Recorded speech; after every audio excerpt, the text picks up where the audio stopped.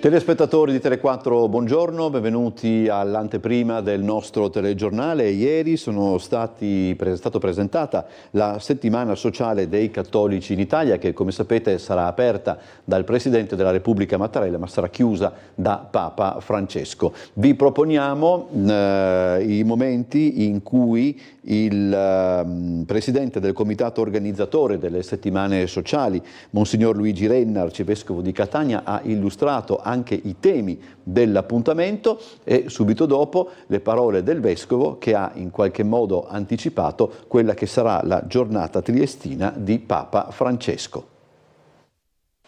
Non vogliamo parlare semplicemente di democrazia, ma di ciò che è il cuore della democrazia, la partecipazione. Tra storia e futuro è il sottotitolo di questa settimana sociale. La storia perché è la 50ª edizione, il futuro perché ci sarà una ricaduta nei mesi successivi alla celebrazione dell'evento di Trieste. Raccoglieremo in tutti i territori le sfide che saranno nate da quei giorni molto intensi. La settimana sociale di Trieste rispetto alle altre ha un giorno in più, proprio perché vogliamo dare maggiore spazio al confronto. Giornate per sottolineare una visione, per confrontarci e per aprire gli occhi su quelle che sono le nostre possibilità. E in questa visione della partecipazione e della democrazia abbiamo presente soprattutto il Magistero di Papa Francesco.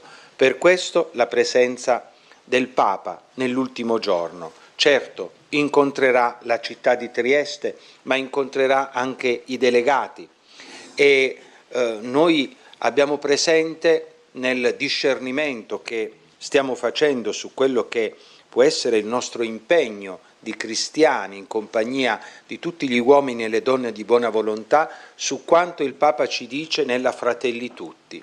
Nella Fratelli Tutti il Papa parla di quella che è la migliore politica, ispirata alla fraternità, una democrazia che quindi ha una chiara visione incentrata sulla persona, sul senso della fraternità, quindi aperta a tutti gli uomini.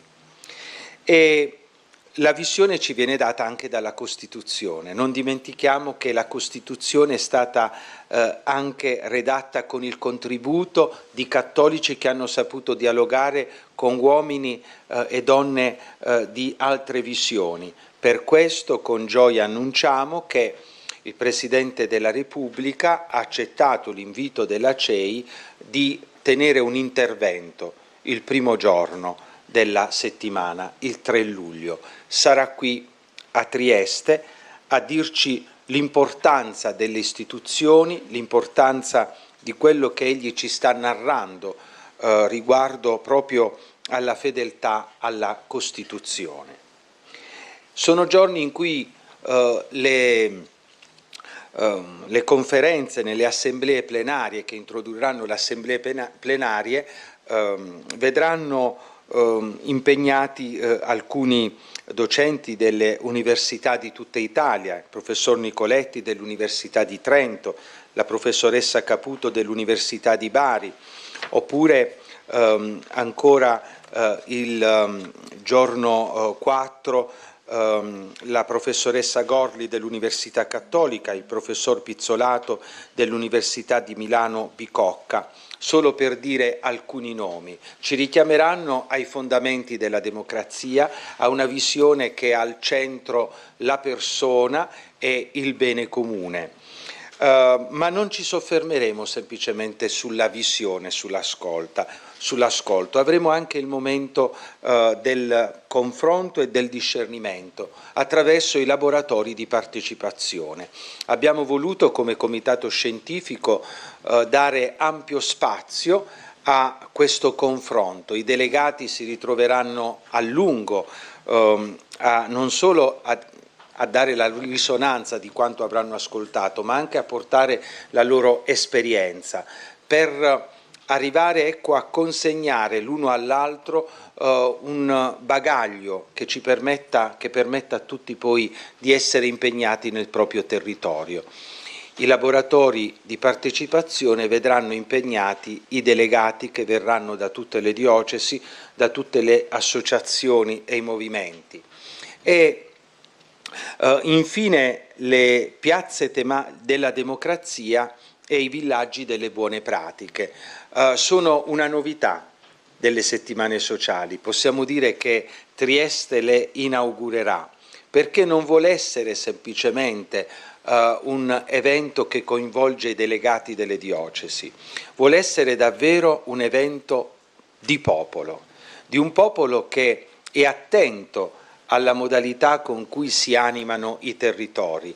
Nel documento preparatorio che possiamo consultare e studiare attingendo dal sito della CEI, Settimane Sociali dei Cattolici, ci siamo proposti di raccontare non l'Italia dei senza, ma senza lavoro, senza donna, senza bambini, ma piuttosto un'Italia nella quale si sta costruendo e si costruisce un noi. Vogliamo porci in ascolto, diciamo nel documento, dei mondi sociali. La società civile è ricchissima di esempi di impegno che animano territori a volte abbandonati anche da altri. Le buone pratiche, e si sono iscritte circa 100 buone pratiche che saranno presentate in alcuni stand che potremmo dire arricchiranno le piazze di Trieste, e i visitatori, non solo i delegati ma tutti coloro che quei giorni da tutta Italia e anche oltre vorranno venire qui a Trieste, potranno interagire, comprendere e anche dare, possiamo dire, il loro contributo di pensiero. E l'altra grande novità sono le piazze della democrazia. Dopo il lavoro nell'ambito dei tavoli di partecipazione, per 3 giorni avremo 15 piazze che divise appunto in ciascuno dei 3 giorni permetteranno ai relatori che sono stati scelti tenendo presente tante sfide nelle quali si gioca la nostra partecipazione nella società civile, interagiranno con tutti i partecipanti. Vi leggo semplicemente le piazze della democrazia del secondo giorno di convegno del 4 luglio, scuola, educarsi alla partecipazione, sport, palestre di inclusione, conversione ecologica, energie per cambiare rotta, salute, curare i diritti di tutti, famiglie, legami, relazioni e comunità, perché noi crediamo che la democrazia si rigenera nella misura in cui noi ci occupiamo in maniera molto concreta, con una visione della persona e della comunità, di problemi a loro volta stringenti, che ci interpellano. E non abbiamo voluto ignorare nel sabato anche il grande tema dell'Europa, soprattutto con le nuove sfide che in questo territorio, ma un po' in tutta Italia, dovunque, ci lancia. L'Europa delle nuove generazioni, un sogno di popoli, culture e democrazie. Sarà il punto d'arrivo di tutta la settimana. E le serate saranno serate nelle quali ci sarà il tempo certamente per lo svago, per il confronto, ma vissuto in una maniera molto intelligente. Gli spettacoli che avremo in alcune piazze della città ci richiameranno sempre ai valori della democrazia, con l'aiuto di alcuni artisti. Penso allo spettacolo Al cuore della democrazia, condotto da Lorena Bianchetti, con alcuni cantanti e con alcune testimonianze.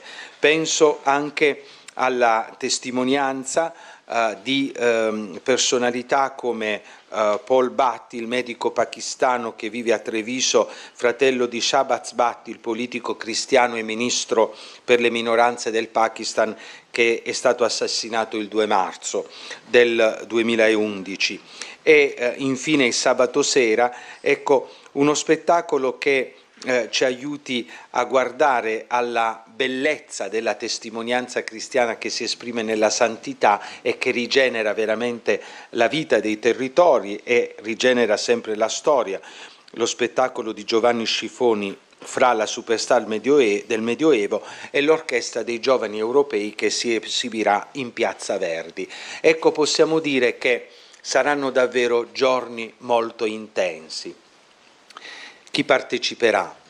I delegati che verranno da tutta Italia, e qui la gratitudine mia, del Comitato, della CEI alla Arcidiocesi, alla Diocesi di Trieste e anche a tutte le autorità, al Presidente della Regione, al Sindaco, alla Prefettura, a tutte le realtà militari e a tutti i volontari che si metteranno a disposizione. Ci sarà bisogno davvero di una risposta corale e credo che Trieste sarà capace di essere accogliente. E poi ecco il dopo. Il dopo è qualcosa che in qualche modo segnerà la vita dei cattolici in Italia, di tutti gli uomini e donne di buona volontà che hanno bisogno di vedere persone che credono nella partecipazione e nella democrazia. Le conclusioni le affidiamo, possiamo dire, a quello che sarà l'esperienza che matureremo in quei giorni. Non sono già scritte, le scriveremo insieme proprio perché, ripeto, la settimana sociale non è un convegno, ma è un processo nel quale ciascuno, più che mai con questo tema, deve fare la sua parte. Grazie. E io credo che con quello che ho detto riguardo alla visita del Santo Padre, il nostro Monsignor Trevisi potrà dirci anche altro di quella giornata con Papa Francesco a Trieste. Papa Francesco viene a Trieste ed è il 7 di luglio, pertanto pensiamo che ci sia una giornata calda e non possiamo allora stiracchiare il Papa da troppe parti. Il Papa parte con l'elicottero alle 6:30 dall'eliporto del Vaticano e atterra nei pressi del parcheggio del centro congressi Generali Convention Center, e qui farà il suo intervento ai delegati e sempre nella struttura del centro congressi poi ci saranno alcune rappresentanze che incontreranno il Papa e saluteranno il Papa. Non sono previsti altri incontri e convegni, però un po' per la caratteristica di Trieste si è pensato di invitare i rappresentanti delle altre confessioni religiose che saluteranno il Papa sempre lì al centro congressi. Poi sono i 100 anni dell'Università di Trieste e allora l'invitare un po' di giovani dell'Università di Trieste e alcuni, evidentemente il rettore, alcuni docenti, un po' come segnare anche, si parla di nuove generazioni, vogliamo anche che siano presenti e che possano in questo modo essere anche loro che salutano il Papa.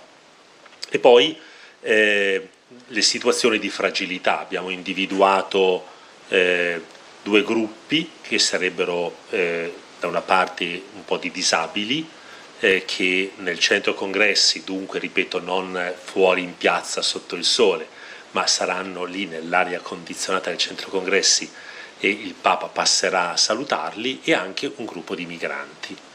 Perché siamo sulla rotta balcanica, è un tema che sappiamo essere molto impegnativo, molto complesso, e dall'altra parte come pure però il Papa continuamente ci richiama ad essere capaci di una degna accoglienza. Questo, ripeto, il fatto che ci troviamo in luglio e non sappiamo bene come sarà la temperatura, ma andare in giro per la città risultava poco sostenibile, insomma, attualmente, ecco, visto anche un po' la precarietà, ecco, del Papa, che talvolta fa fatica per la voce e così via, e per cui lo risparmiamo, e poi dopo si va invece in piazza Unità d'Italia, dove ci sarà la Santa Messa, con, in questo modo, intanto che il Papa saluta questi gruppi di persone, i congressisti, i convegnisti si spostano in piazza Unità d'Italia, sono più di 1000 persone che devono nel frattempo spostarsi. In piazza Unità d'Italia sarà allestito il palco dove si celebrerà la Santa Messa. Siamo ancora in fase di definizione di tanti particolari, per cui quando verrà la Gendarmeria Vaticana con le nostre forze di sicurezza, la prefettura, avremo maggiori dettagli anche sul numero.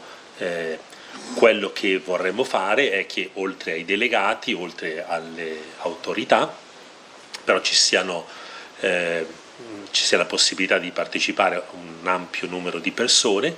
L'idea è quella che ci si iscriva, anche se i pass sono del tutto gratuiti, però per motivi di sicurezza occorrerà iscriversi presso le proprie parrocchie, e poi anche per quelli che non abitano a Trieste o non fanno parte di una parrocchia, ci sarà il gruppo organizzatore della diocesi al quale potersi riferire. Su alcuni dettagli dobbiamo aspettare di avere la chiarezza quando si incontreranno le forze di sicurezza con la Gendarmeria.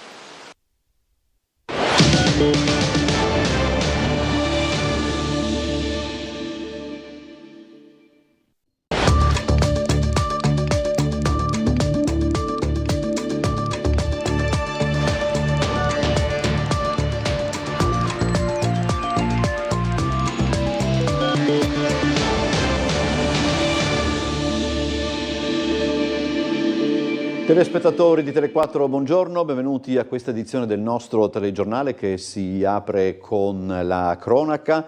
Si è concluso, insomma, è tornata in sicurezza la situazione in via Luigi Pisa 20, adesso le immagini ci sono arrivate proprio adesso, dove dalle cantine si è sprigionato un incendio in tarda mattinata. Gli abitanti dello stabile sono stati tutti quanti evacuati, la situazione è sotto controllo. C'è stato un momento di preoccupazione, diciamo così, perché un ragazzo era preso secondo le prime ricostruzioni, da un attacco di panico, si rifiutava praticamente di lasciare l'appartamento del terzo piano, poi è stato convinto, ripeto, secondo le ricostruzioni che ci stanno arrivando, è stato convinto anche dall'intervento della mamma di lasciare appunto l'appartamento. La situazione è dunque sotto controllo, ripeto, incendio in via Luigi Pisa 20, la zona è quella di Borgo San Sergio. Ennesima rissa in piazza Perugino invece questa notte, sul posto della polizia cresce intanto la preoccupazione per episodi simili in via Petronio. Ennesima rissa in piazza Perugino, ieri sera attorno alle 22:30 l'intervento della polizia ha sedato gli animi, ma il problema, c'è da scommetterlo, si ripresenterà come sta avvenendo con eccessiva regolarità da qualche anno a questa parte. Per dire, lo scorso mese di episodi del genere documentati se ne sono verificati 3. Attorno alla zona gravitano gang di stranieri, nordafricani, colombiani e dell'est Europa. Spesso tutto ruota attorno ad un bar della zona e nella peggior parte dei casi i protagonisti sono ubriachi.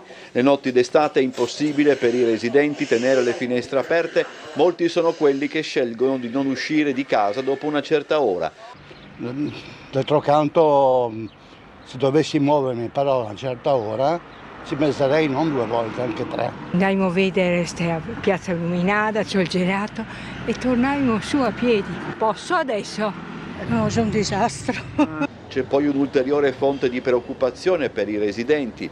Basta spostarsi in via Petronio. Anche là probabilmente le stesse persone danno vita a episodi che preoccupano non poco, ma del resto la zona attenzionata da polizia e carabinieri di fatto arriva fino a Piazza Garibaldi e Largo Barriera. Poi c'è una pattuglia dell'esercito che sta facendo delle vigilanze dinamiche che coprono Piazza Goldoni, Largo Barriera, Piazza Garibaldi.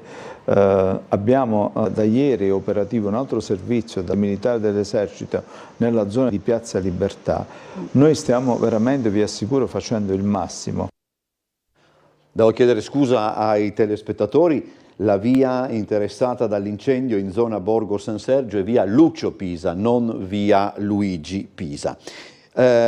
Cambiamo argomento perché domani giornata dedicata alle corse della Trieste Spring Run. Vi diamo qualche istruzione per l'uso.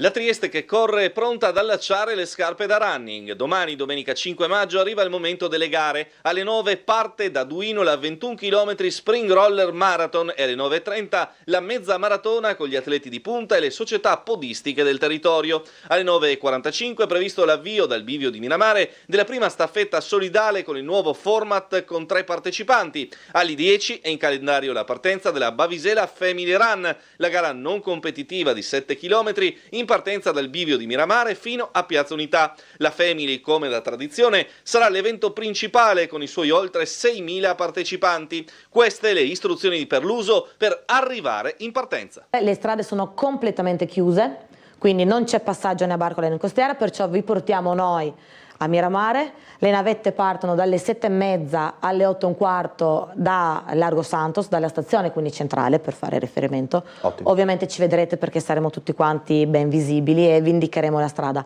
7:30, 8:15. Ci sono 7.000 persone da portare a Miramare, quindi come sempre chiediamo il vostro aiuto per avere un po' di tempo per portarvi in sicurezza tutti quanti a Miramare. Non vi annoierete a Miramare perché c'è la musica, ci sono gli speaker, ci sarà tanto da fare e soprattutto alle 9 parte la gara dei roller che sfrecceranno davanti a voi alle 9:10. Facciamo vedere adesso le magliette della Bavisela. Sulle magliette della Bavisela apparirà anche il logo di Portovivo e sarà un ulteriore modo per far parlare della zona strategica per lo sviluppo della città, come ha fatto notare il sindaco di Piazza. Siamo adesso collegati con la sala operativa della Polizia Locale, con l'ispettore Tiziana Martini, alla quale cedo la linea, chiedendole anche di raccontarci quelle che saranno le chiusure previste domani proprio in occasione della Trieste Spring Run. A lei, ispettore. Buongiorno a tutti. Sì, chiaramente la manifestazione è abbastanza cospicua e quindi ci saranno un sacco di chiusure. Allora, intanto io vorrei dirvi che per la giornata di oggi i colleghi hanno avuto abbastanza richieste, abbiamo fatto vari interventi, però per fortuna nulla di rilevante o comunque nulla di grave, qualche cosa di routine, niente di particolare. Pertanto per quello che riguardano domani per la Spring Run, allora le chiusure sono importanti ovviamente, ci saranno personale nell'ambito del territorio comunale da parte nostra e ovviamente fuori comune ci sarà la stradale e altri corpi di polizia a fare le chiusure del caso. Allora, diciamo per quello che riguarda Trieste, le rive saranno chiuse in entrambi i sensi di marcia dalla via Milano alla via Mercato Vecchio, quindi tutte le rive davanti a Piazza dell'Unità praticamente rimangono chiuse in entrambe le direzioni. Per quello che riguarda l'unica direttrice, diciamo così, percorribile è dalla stazione ferroviaria fino a Largo Roiano, sarà percorribile in entrambe le direzioni su un'unica corsia di marcia, comunque lì sarà percorribile. Poi tutto il lungomare di Barcola, chiaramente da Largo Roiano, tutto il lungomare di Barcola, la costiera, fino ad arrivare a San Giovanni di Duino e quindi Bivio Tre Noci, lì è tutto chiuso in entrambe le direzioni. Ovviamente c'è da ricordare che vengono chiuse anche tutte le strade più o meno piccole o grandi che danno sulla strada che viene chiusa, quindi verranno chiuse anche le laterali che danno sulla strada costiera e sul lungomare di Barcola. Questo è quanto avrei da dirvi io. Altre cose previste per la giornata di domani non ci sono, quindi non so se avete altri chiarimenti, ma questo è. No, è tutto chiaro. Grazie Ispettore Martini, buona giornata e buon lavoro anche per domani. Grazie e buona giornata a tutti. Allora, torniamo in città perché era stato presentato qualche giorno fa l'unità di alcuni dei comitati cittadini che si sono formati in questi giorni. Quest'oggi il primo incontro organizzato, diciamo così, da tutti quanti i comunicati, da tutti quanti i comitati messi assieme. Vediamo allora il servizio di Laura Bucarella che è andata in Largo Barriera. Da San Giacomo con la battaglia per l'ex Pavana al coordinamento per salvare il Burlo, dall'opposizione all'Ovovia alla difesa del giardino di San Michele, 11 comitati in piazza a Trieste per far conoscere le rispettive richieste, raccogliere dai cittadini suggerimenti e adesioni e soprattutto per stimolare la partecipazione, per non dover più subire passivamente le scelte calate dall'alto. Questo è il senso della prima iniziativa pubblica della rete di comitati intitolata La città che vorrei, in Largo Barriera, dove questa mattina si è tenuta una lezione di Vid Tratnik, esperto in formazione e processi partecipativi. E faccio parte del comitato La qualità della via di via San Michele e abbiamo deciso di metterci in rete con gli altri comitati perché dopo anni di raccolte firme e riunioni di quartiere, fuori quartiere, insomma non siamo riusciti ad aprire un dialogo con il comune e questa cosa per noi è davvero triste. Vogliamo portare all'attenzione della cittadinanza ma anche della politica, di tutta la politica, che c'è un modo diverso, ci deve essere un modo diverso di amministrare la città, una città che sta vivendo delle profonde trasformazioni, che vogliamo un modello di città diverso e partecipato. Noi siamo molto preoccupati perché i consultori familiari sono tra i servizi di base più importanti per la salute delle donne, dei giovani, delle adolescenti, delle persone adulte, delle famiglie, delle coppie e quindi questa tendenza a chiudere i servizi, ad accorparli e a ridurre quindi l'offerta dei servizi alla cittadinanza e ad allontanarli dalla cittadinanza è un rischio molto grave, soprattutto per chi fa fatica ad avvicinarsi ai servizi. Abbiamo deciso di scendere sul territorio e istituire un numero piuttosto importante di banchetti in tutta la città, in tutti i rioni della città, in cui raccogliamo le opinioni, le criticità per quanto riguarda l'aspetto sanitario del territorio e cerchiamo di farlo anche in maniera abbastanza metodica e sottoponendo le persone ad un questionario molto semplice da cui daremo i risultati probabilmente tra qualche mese. Una serie di iniziative per ricordare la figura di Gianni Bravo. Informest promuove seminari e borse di tesi sui temi cari allo storico presidente dell'ente. Informest, insieme all'amministrazione regionale, ha voluto valorizzare la figura di Gianni Bravo, primo presidente dell'ente e uno degli artefici della legge 19/1991 sulle aree di confine, con una serie di iniziative culturali indirizzate al territorio su vari temi: politiche europee, sviluppo locale e internazionalizzazione. L'iniziativa si compone di una serie di seminari su queste tematiche e borse di tesi indirizzate a premiare annualmente i lavori finali dei corsi di laurea triennali, magistrali e di dottorato. Informest è per noi un braccio operativo essenziale non soltanto per la capitale europea della cultura ma per tutto quello sviluppo e rafforzamento dei progetti europei che abbiamo saputo intercettare in questi anni, essendo anche da modello a livello europeo per tante altre realtà. La figura di Gianni Bravo è una figura della storia di questa regione che merita di essere conosciuta e credo che l'iniziativa appunto di promuovere seminari e borse di studio in suo nome sia un'iniziativa azzeccata per far sentire i nostri giovani studenti parte di un sistema più grande che ha visto nei suoi padri fondatori degli elementi di grande spicco a livello non solo goriziano e non solo regionale ma anche oltre confini regionali. Vincere almeno una delle due gare sul campo di Torino, abbiamo cambiato argomento e questo è l'obiettivo chiave della Pallacanestro Trieste che domani assaggerà l'atmosfera playoff per la prima volta all'ombra della Mole in un percorso in cui potrebbe trovarsi anche sempre, in caso di passaggio del turno, a giocare con lo svantaggio del fattore campo. Inizia domani alle 18 al Pala Gianni Asti la serie di quarti di finale playoff di A2 fra Reale Mutua Torino e Pallacanestro Trieste. Gara 2 in programma martedì, sempre in Piemonte, venerdì 10 maggio la prima partita al Pala Rubini. L'obiettivo dei ragazzi di coach Christian, reduci da un quinto posto in stagione regolare con un record di 18 vinte e 14 perse nel girone rosso, è quello di vincere almeno una delle due gare in trasferta per tentare poi, con l'effetto del pubblico di casa, di giocarsi il passaggio del turno sul parquet di Valmaura. Molto dipenderà dall'approccio alla prima palla 2 per capire se si tratterà di un confronto spumeggiante o di sofferenza. I biancorossi si presentano finalmente al completo dopo la rinfrancante vittoria esterna di Rieti e 2 settimane di allenamenti intensi in cui il coach americano sostiene di aver aggiunto degli schemi utili in chiave post-season. Dalla parte opposta l'esperienza dell'ex Franco Ciani in panchina, la qualità del triestino Schina in playmaking e giocatori di qualità come Kennedy, Thomas e il totem Cusin. I giallo-blu hanno ottenuto la terza piazza nel girone verde dopo aver chiuso la stagione regolare con un bilancio di 20 vittorie e 12 sconfitte, sfruttando in modo particolare il fattore campo, 12 vinte e 4 sconfitte in casa.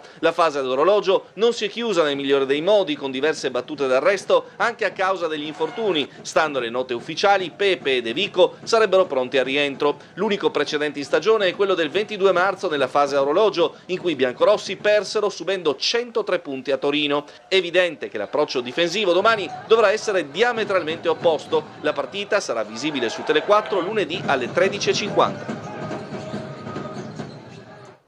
Domani e domenica la società San Luigi ospiterà la 31esima edizione del torneo di calcio dedicato alla categoria giovanissimi Torneo Città di San Giusto, che vedrà scendere in campo, oltre ai padroni di casa, i giovani calciatori di squadre come Inter, Juventus e altre compagini di livello. Il torneo Città di San Giusto, organizzato dalla società San Luigi, si conferma appuntamento di un certo livello quando si parla di calcio giovanile nel territorio giuliano e non solo. Inter, Juventus, Venezia, Udinese, Sturm Graz, Rijeka e Zelie, più i padroni di casa, daranno vita sabato 4 e domenica 5 maggio a un evento dedicato alla categoria giovanissimi, che si preannuncia molto interessante. I professionisti giocano con l'annata 2011, mentre noi il 2010. Questo sono gli anni di massimo apprendimento per un calciatore, per un giovane calciatore. E in questo torneo ogni anno si vedono delle realtà, dei giocatori importantissimi. È una vetrina dove che io invito un po' tutti quelli che sono amanti del calcio e che sono nel calcio, nei vari allenatori, a vedere, a seguire e a capire cosa stanno facendo queste società.